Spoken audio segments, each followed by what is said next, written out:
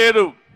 ఒక్క నెంబర్ మార్చి మీ భూమి 22A కింద ఉంది, ఇది నీ భూమి కాదు ఎల్లయ్య భూమిని ఆయన పేరు రాసేస్తే ఇంకా మన పని అయిపోయింది. ఇంక రికార్డే లేదు, డిస్ప్యూటే లేదు. అలాంటి దుర్మార్గమైన కార్యక్రమాలు చేస్తున్నారు. ప్రజల్ని బానిసలుగా చేయాలనుకుంటున్నారు. అందుకే నేను మిమ్మల్ని అందరినీ కోరుతున్నా, ఇది గుర్తుపెట్టుకొని జాగ్రత్తగా ఉండమని చెప్పి కోరుతున్నా. ఇంకో పక్క విజయనగరంలో గిరిజన యూనివర్సిటీ తెస్తే ఎప్పుడో పూర్తి కావాల్సింది ఇంకా పూర్తి కాకుండా ఆడిచ్చే పరిస్థితికి వచ్చారు. భోగాపురం ఎయిర్పోర్టు ఎప్పుడో పూర్తి కావాల్సింది ఆడుకొని ఇప్పుడు కూడా పూర్తి కాని పరిస్థితి. బావనపాడు నేను పోర్టు ప్రారంభిస్తే దాని పేరు మార్చి మూలపేటను మార్చి మళ్ళీ శంకుస్థాపన చేసి డబ్బులకు కక్కుర్తిపడి అమ్ముకునే పరిస్థితికి వచ్చాడు. విశాఖపట్నం నేను ఆర్థిక రాజధానిగా తయారు చేయాలని, ఐటీ క్యాపిటల్గా తయారు చేయాలని, టూరిజం హబ్గా తయారు చేయాలని నేను ముందుకు పోతే దాన్ని గంజాయి క్యాపిటల్గా, క్రైమ్ క్యాపిటల్గా తయారు చేసే పరిస్థితికి వచ్చాడు.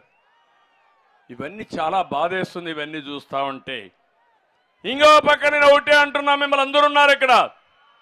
అమరావతి మన రాజధాని మీ అందరి ఆమోదయోగ్యంతో చేశాం. కావాలని తప్పుడు ప్రచారం పెట్టి 3 రాజధానులని 3 ముక్కలాటాడి ఈరోజు అసలే రాజధాని లేకుండా చేసిన దుర్మార్గుడు ఈ జగన్మోహన్ రెడ్డి. ఈ విషయం కూడా మీరు గుర్తుపెట్టుకోవాల్సిన అవసరం ఉంది. నేను అందుకనే ఇంకొక పక్క మీరు చూస్తే ఇప్పుడు కొత్త ఓడిపోతామని అర్థమైపోయింది. సినిమా అయిపోయింది. ఓడిపోతారా లేదా వైఎస్ఆర్ కాంగ్రెస్ పార్టీ?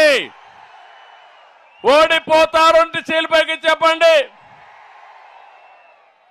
వాళ్ళు ఓడిపోతే రాష్ట్రం గెలుస్తుంది, పార్టీలు కాదు. ఈ పోరాటం సైకో జగన్ కి 5 కోట్ల ప్రజల భవిష్యత్తు కోసం జరిగే పోరాటం. ఈ పోరాటంలో రాష్ట్రం గెలవాలన్నా సైకో గెలవాలన్నా అని మిమ్మల్ని అడుగుతున్నా. రాష్ట్రం గెలవాలనా లేదా? అందుకే ఇది అర్థమైపోయింది, సీన్ తెలిసిపోయింది. అందుకే ఇప్పుడు ఏం చేస్తాడు, ఎమ్మెల్యేలు మార్చేస్తున్నాడు. ఎప్పుడన్నా చూసారా ఎమ్మెల్యేని ట్రాన్స్ఫర్ చేయడం? చూసారా అని మిమ్మల్ని అడుగుతున్నా. ఈ ముఖ్యమంత్రి ఎటుంటాడంటే అందితే జుట్టు, అందకపోతే కాళ్ళు, అంతే కదా. మొన్నటి వరకు ఏం చేశాడు, 38 మంది ఎమ్మెల్యేలని లిస్ట్ ఇచ్చాడు, ట్రాన్స్ఫర్లు చేశాడు. దాంట్లో మంత్రులందరినీ ట్రాన్స్ఫర్ చేసి కొంతమందికి సీట్ ఇవ్వాల. కోడిగుడ్డు మంత్రి ఉన్నాడు ఇక్కడ, ఐటీ అంటే కోడిగుడ్డు అంటాడు. ఇప్పుడు ఆయనకి సీటే లేదు. నేను అడుగుతున్నా, ఒక మంత్రిగా నీ నియోజకవర్గ ప్రజల్ని మెప్పించలేని మీరు అక్కడ చెత్త అని ప్రూవ్ అయిన తర్వాత ఇంకొకటి ఇక్కడ పోతే బంగారం ఎట్లా అవుతుంది తమ్ముళ్ళు? మీ ఇంట్లో చెత్త వేరే ఇంట్లో బంగారం అని మిమ్మల్ని అడుగుతున్నా. ఈ నియోజకవర్గంలో వేస్ట్ ఇంకొక నియోజకవర్గంలో బెస్ట్ అవుతుందా అని మిమ్మల్ని అడుగుతున్నా. ఇక్కడే రాజాంలో ఒక ఎమ్మెల్యే ఆయన ట్రాన్స్ఫర్ ఇచ్చారు. ఎక్కడికి? పాయకారావుపేటకి ట్రాన్స్ఫర్. గొప్పడే కదా ఈ ముఖ్యమంత్రి. అయితే ఆయనకు కావలసిన అగ్రవర్ణాలు చెయ్యలేడు. వాళ్ళు తంతారు, వాళ్ళు పట్టుకుని కాళ్ళు పట్టుకుని అడుక్కుంటున్నాడు. బాబు నువ్వు మాత్రం ఉండాయా అని వాళ్ళు అడుక్కుంటున్నాడు. అంటే ఒక వెనుకబడిన వర్గాలకు సంబంధించిన వ్యక్తులు, ఒక షెడ్యూల్ కులాలకు సంబంధించిన వ్యక్తులు నాయకులు కాకూడదు. ఎవరిని నాయకత్వాన్ని ఇవ్వనీయకుండా చేసే దుర్మార్గమైన ఆలోచన. ఇదే సామాజిక న్యాయం. ఆ సామాజిక యాత్ర కూడా ఇదే.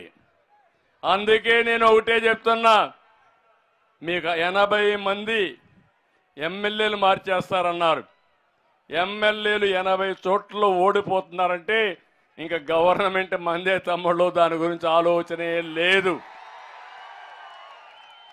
కానీ అట్లని చెప్పి మీరు కానీ ఎక్కువ నమ్మకంతో ఇంట్లో పడుకుంటే ఈ దుర్మార్గులు దొంగ ఓట్లు కూడా చేర్పించడానికి పోయారు.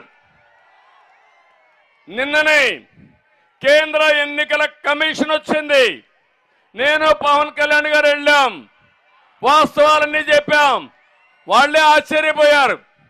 ఇంతవరకు మా జీవితంలో ఇన్ని కంప్లైంట్స్ చూడలేదు, ఇదేంటి ఇక్కడ ప్రభుత్వం ఇట్లుందని కడాన కలెక్టర్ని, ఎస్పీల్ని గట్టిగా నిలదీసే పరిస్థితికి వచ్చారు. నేను ఒకే మాట అడుగుతున్నా మిమ్మల్ని, మీ ఓటు కూడా మీరు చూసుకునే పరిస్థితి వచ్చిందంటే ఈ రాష్ట్రంలో ఓట్లకు కూడా దొంగలు పడ్డారు, నేరస్తులు వచ్చారు. మళ్ళీ మళ్ళీ కోరుతున్నా, ఎన్నికలయ్యే వరకు అప్రమత్తంగా ఉండండి, ఎప్పటికప్పుడు చెక్ చేయండి. తమిళ్లో యువత ఒక పని చేయండి, సైకిల్ ఎక్కండి, తెలుగుదేశం జనసేన జెండాలు పట్టుకోండి, ఇంటింటికి వెళ్ళండి, ప్రజా చైతన్యం తీసుకురండి. అదే మరి ఒక గ్లాస్ కూడా తీసుకెళ్ళండి, నీళ్లు తాగాలనుకుంటే ఆ గ్లాస్ కూడా ఉపయోగపడుతుంది, చేయాలి. కాబట్టి ఈ ప్రజా చైతన్యం కోసం మళ్ళీ ఇలాంటి దుర్మార్గం